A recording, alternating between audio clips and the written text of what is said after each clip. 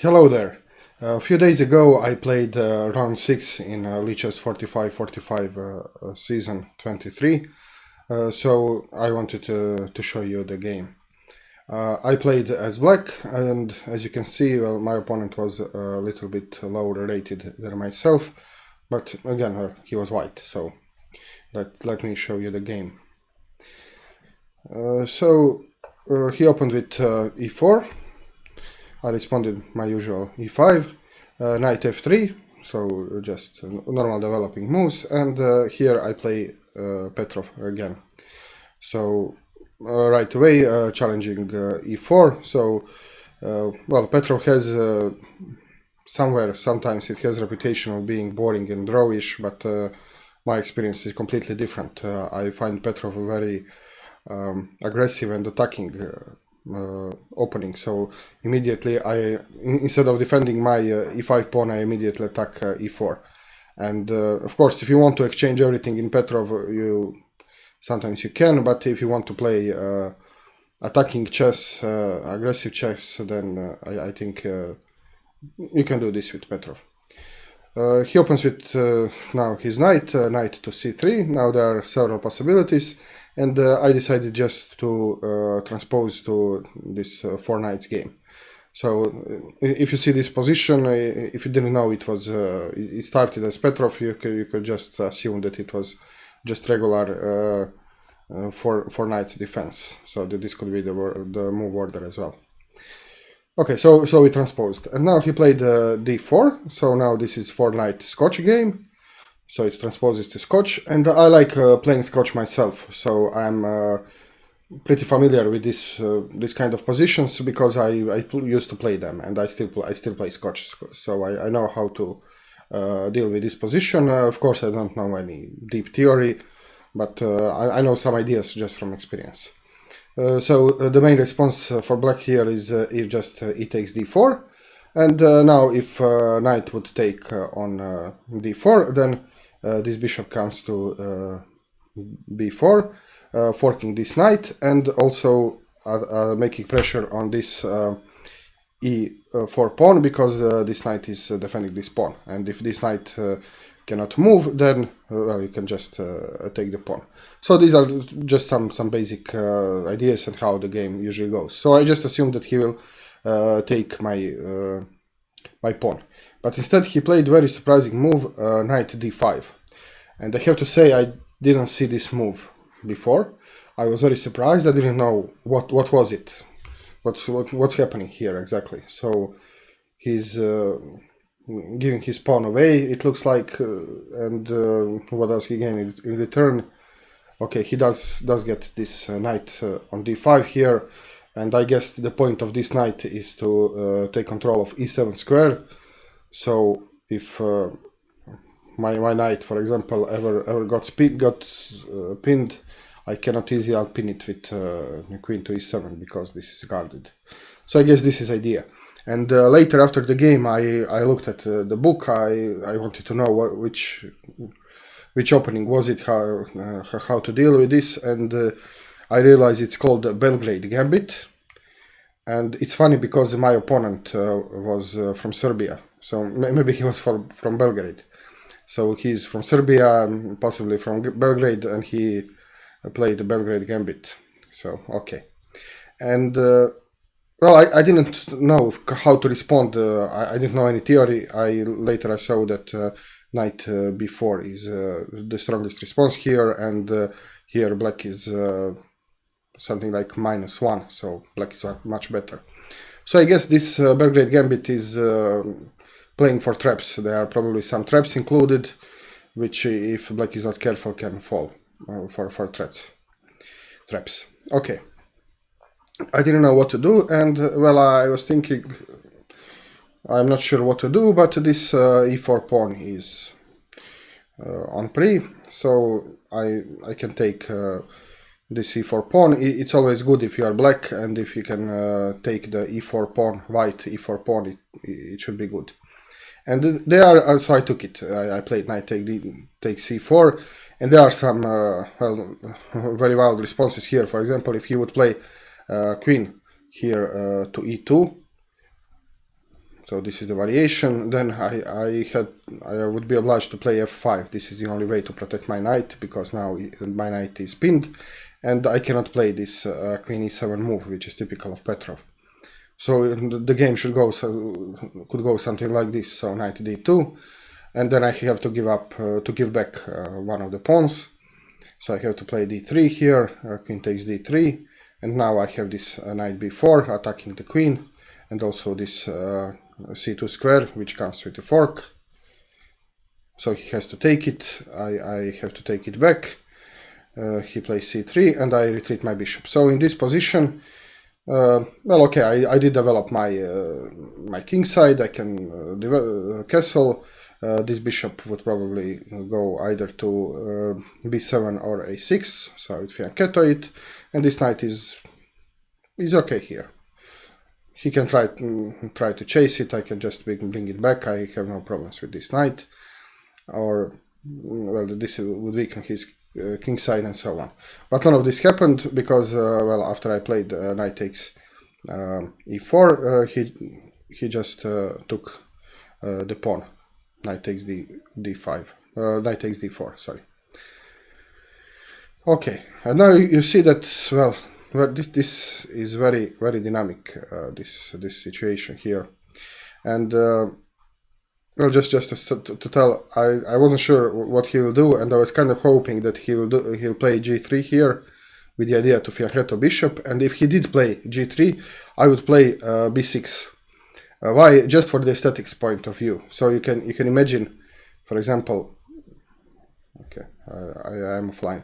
Okay, but you can imagine then that if his bishop was here and my bishop was here, then we will have all our pieces on this diagonal, and this will be very nice, aesthetically very interesting position. And well, even if this is not the best move, I would do it just in order to enjoy this strange looking position. But okay, this didn't happen because he just took the pawn, and well, now I developed my bishop, and you can see now this position. I always talk about how I want to have open games and how I want to have active pieces, and I want to have piece play. So in this stage, since I'm trying to develop my tactical abilities and my attacking skills, because I think on this rating this is the most important thing to improve, I want to have a piece play, and this is what I have. I mean, you cannot imagine more pieces out in the sixth move. So it's move 6, and we have 5 pieces out, and 5 out of which 3 pieces are in the center, and those are knights. So you have 3 knights in the very center of the board, and 2 pieces very near the center. So, well, if you want to know what is active piece play, here you go. So I develop my bishop, and I want to castle, and I want to develop my pieces, of course. He played c3 here. His knight was attacked, so he just defended it. I castled. And now he played bishop c4, developing his bishop. And, well, computer says this is a mistake, and engine gives evaluation here minus 2.2. So black is much better. Black is a pawn up, and, well, black has better pieces, in fact, and black castled, and black has many opportunities. But I made a mistake here. I'll just tell you first what I played. I played knight takes d4 and almost equalized the position. And why did I play knight takes d4? Well, my plan was to kick this knight. So this knight is becoming more and more annoying, so I wanted to play c6 and afterwards d5. This was my plan. So I had to move my knight away in order to be able to play c6 and then later d5. But well, this choice was wrong for 2 reasons. The first reason was it breaks the tension here, so you have this tension, but for no good reason. And there could be some positional remarks could be made here why this move is bad. But I want to look at this from the purely tactical perspective, because I'm I don't, maybe I don't understand positional principles and positional game very well, but everybody can understand tactics, especially if you have a computer. It's simple, and it's much easier to see tactical mistakes and to tactically improve than to make philosophy about positional play. So let's look at this position purely tactical. So if you look tactical motives here, so you always look for possible checks, captures and threats, but also you have to look for the undefended pieces. So do I have undefended pieces? Does he have undefended pieces? And there are lots of undefended pieces here. So I have, this is defended. I have this knight on e4, which is undefended. This bishop is defended only by this knight, so this has to be kept in mind. But when I look at my opponent's pieces, I can see that this bishop on c4, which was his last move, is undefended. So when you have undefended piece, you have immediately think about, is there any tactics which involves this undefended piece? So this is one question. And the other question is, can you take advantage of undefended piece by getting a tempo, by attacking it and getting a tempo? And the answer is yes here. So if I wanted to play c6, which was a good plan, so I should have played just knight to e5 here. And so by playing knight to e5, I attack his undefended piece, and he has to deal with this attack. So he can either, I don't know, retreat the bishop or try to defend bishop somehow. He has to do something about this. And whatever he does, I can just then play c6. And then immediately afterwards, I could play d5. So this would be the correct way to do things. So knight to e5, when he moves, c6, when he moves, then d5, and my position would be very much superior. So this was my mistake, and always when I do a mistake, I try to see how can I avoid this mistake in the future. So not just, okay, I know in this particular position that this move was not good and this move was correct, but what can I do in the future? So my lesson from this position is that I should always look for checks, captures and threats, but also undefended pieces. So if there is an undefended piece on the board, especially if this is near my pieces, so I should think how I can attack the undefended piece or make any tactics regarding an undefended piece. So this was the error in thinking process, which I should and I hope I will correct. Okay, so I played knight takes d5, and now the second I told you that there are two bad things about this. The first is that I missed this opportunity to get just a tempo by attacking undefended piece, and the second one is that this plan c6 d5 was not calculated correctly, and in fact I don't have time to play d5 in this variation. So I play knight takes d4, c takes d4, bishop b6 now. Well, I have to retreat because my bishop is attacked, and okay, the engine says that this was better, but my plan was to play this, so this is why I played the bishop b6. So okay, he castles, and now I play c6, so I go with my plan.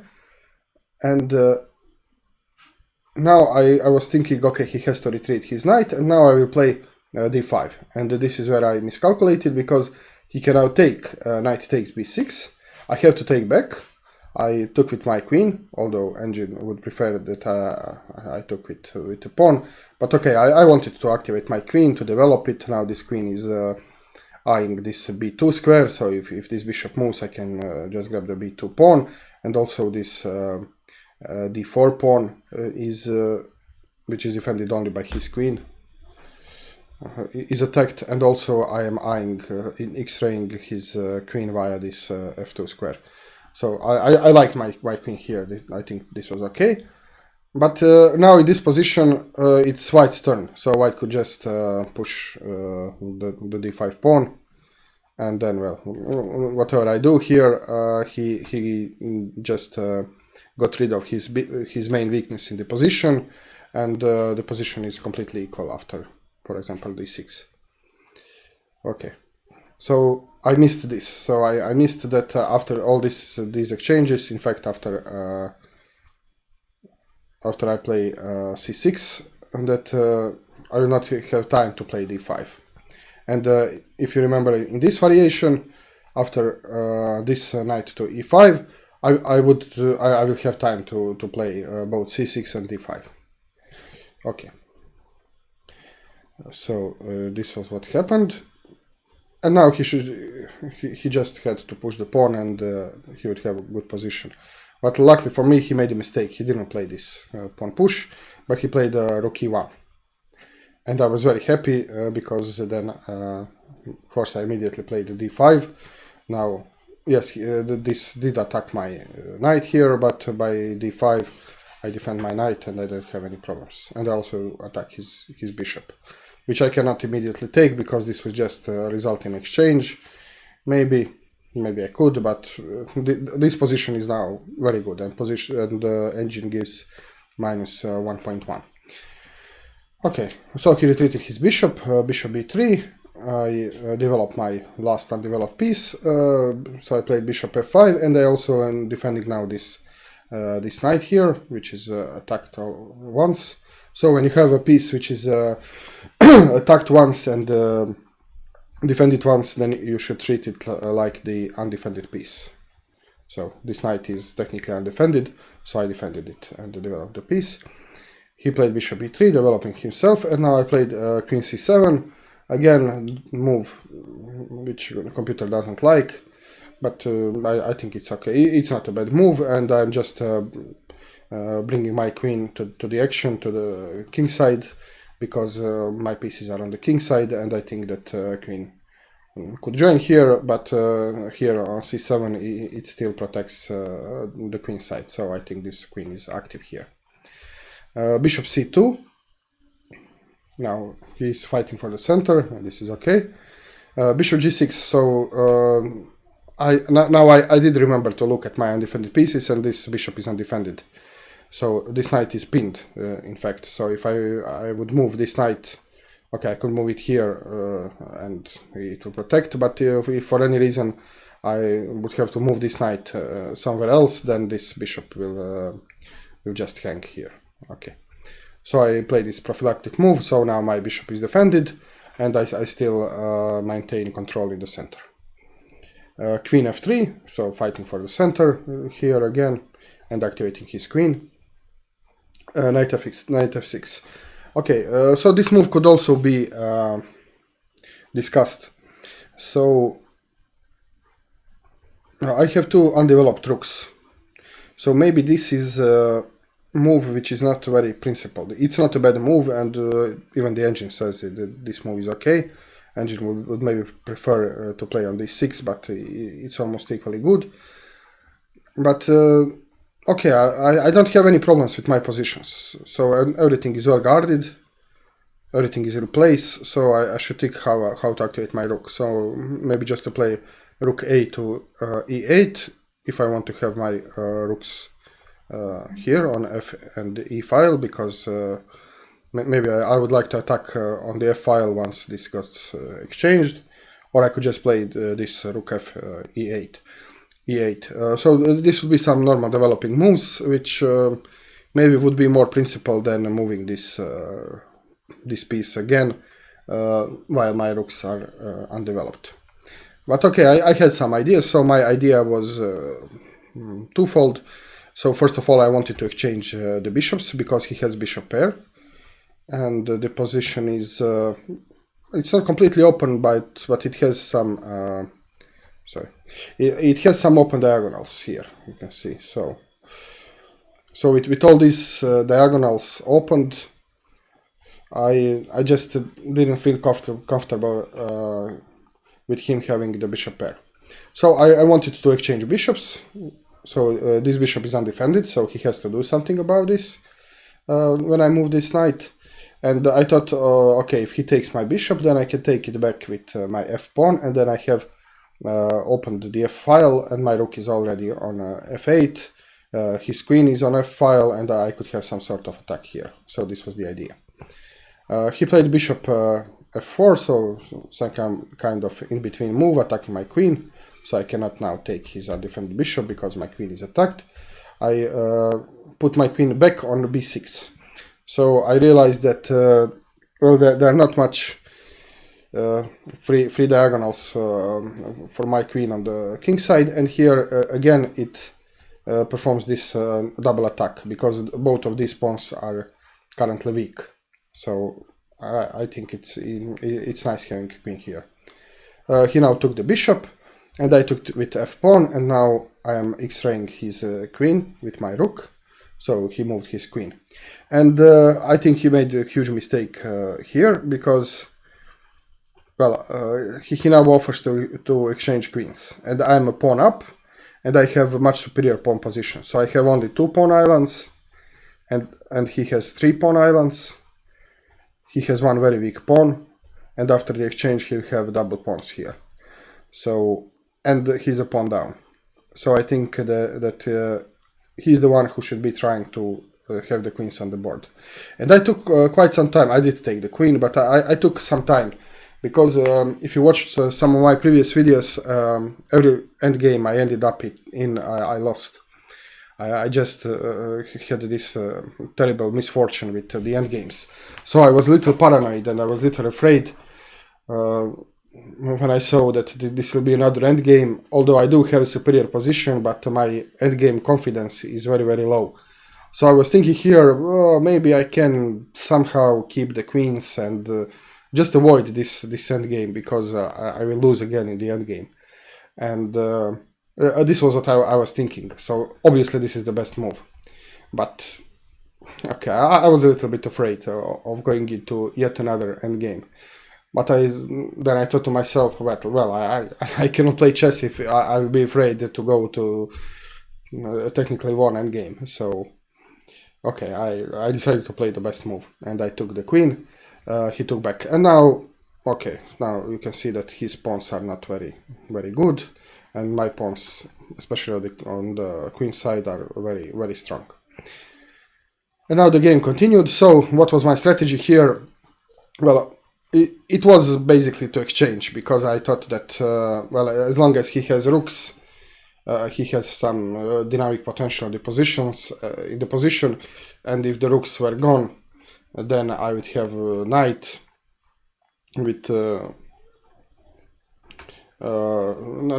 knight against bishop, but much better pawn structure, and I should win this.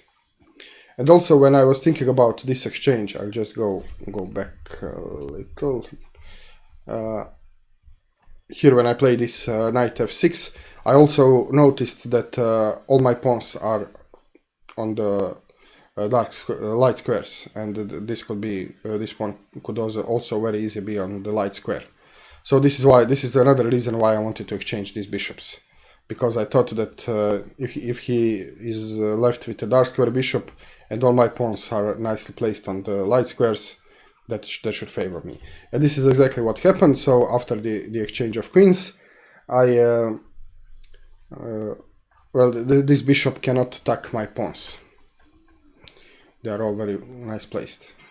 And now I just wanted to exchange my rook, and well, computer doesn't like this, so he thought that I should strive to activate my knight. But I think from a human perspective, it's okay strategy.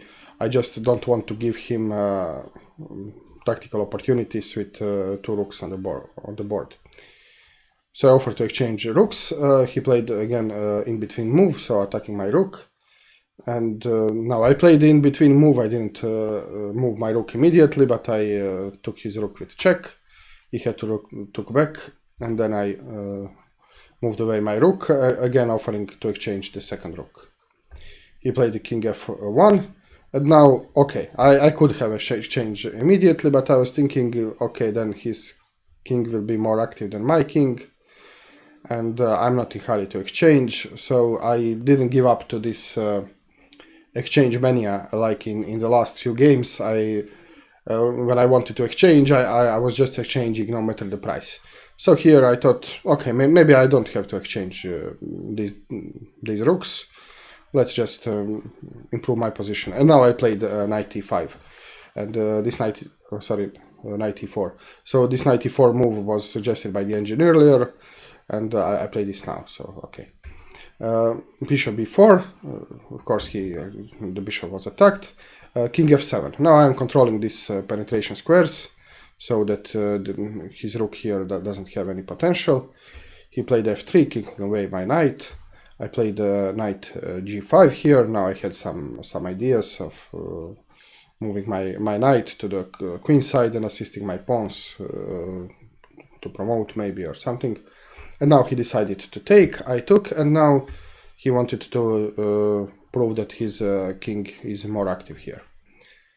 So I played knight e6, king e3, and well, I wasn't afraid. Maybe here a more principled move would just be to activate the king myself. But I saw that in this position he has a wall here, so he cannot cross. He cannot go any further because this is my knight, this is my pawn. I can bring this pawn also to guard. I can bring this pawn to guard, so to guard this square. So I can block his king. And I play b6. Engine suggests g4 here, but okay. So the idea was to start rolling these pawns. He played g3 here, c5 now. I'm just wanted to promote. D takes c5. Maybe he could do something better here, but okay, he took. Now b takes c5, and bishop a5 here. And now I was considering this check just to play d4, but I wouldn't accomplish anything. He could just block the advancement of my pawn, and also then this square is available, so he could maybe even try to use this square to penetrate my position. So I just left these hanging pawns here and started to improve the position of my king. He played f4 here, knight d4 now, and now I'm activating my knight. I have this nice outpost here on d4, and now I'm attacking his pawn. So he has to do something. He cannot protect this pawn, so the only way to protect it is to move it. And well, this move, engine says it's a losing move, so now it's minus 6.4. The engine says that he should have played bishop c3 here and well, let go of this pawn and exchange it with g7 pawn. Then he would have some play still. But okay, so he played, well, the only move which protects the pawn here, so it's b4, but now I have knight c2 check. Now attacking this pawn twice, so this pawn will fall now, king d3, and now I just took this pawn. He took my knight, I took back, and now, well, you can see that this pawn is passed, and I can create another passed pawn here. So this should be a lost game for him. So king d4, now blocking this pawn. I'm just taking the opposition. I don't want his king to go any further. And now there is not much he can do. He just tries to somehow break here with his pawns, but he cannot because I have 3 pawns. Yes, I do have double pawns, but nevertheless he cannot break this without the assistance of his king. And if he moves his king, then I will just promote. So I'm now starting to create another passed pawn. He plays g4, and now I had to think about, because you know, this every Russian schoolboy knows that if you have three pawns here and 3 pawns here, that then you have the breaking move and you can break this formation, but not this formation. So I took some time to think about some possibilities. Can he somehow break my pawns here? And I saw that he cannot. So I played a4, h5 here. Again, he cannot break. So I just played a3. And well, you can see now it is over. So b takes a3, b takes a3, and now he is going for my pawn.